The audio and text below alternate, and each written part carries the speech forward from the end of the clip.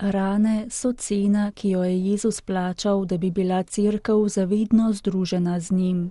Današnji kristjani so poklicani, da bi prosili za milost enosti in bi se borili, da se mednje ne bi urinil duh ločitve, vojne in zavisti. Tako je danes zjutraj, ko je daroval mašo v domu svete Marte, premišljeval papež Frančišek. Izhajal je iz velike Jezusove molitve, ki nam jo podaja današnji evangeljski odlomek, da bi bila cerkev združena, da bi bili kristjani eno, kakor je Jezus s svojim očetom.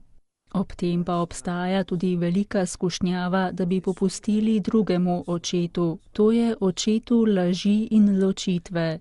Po papeževih besedah je to lažilno slišati Jezusa, kako očetu reče, da ne prosi samo za svoje učence, ampak tudi za tiste, ki bodo vanj verovali po njihovi besedi.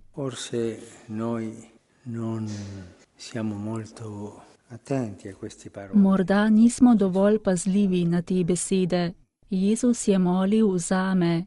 To je pravi izvir zaupanja. On moli zame, molil je zame. Sveti oče je opisal, kako si predstavlja Jezusa v nebesih pred očetom, ko prosi za nas, ko prosi zame. In oče vidi njegove rane, ki so cena, ki jo je Jezus plačal za nas. Jezus moli zame svojimi ranami, svojim ranjenim srcem in to bo delal še naprej. Jezus torej moli za edinost svojega ljudstva in za cerkev.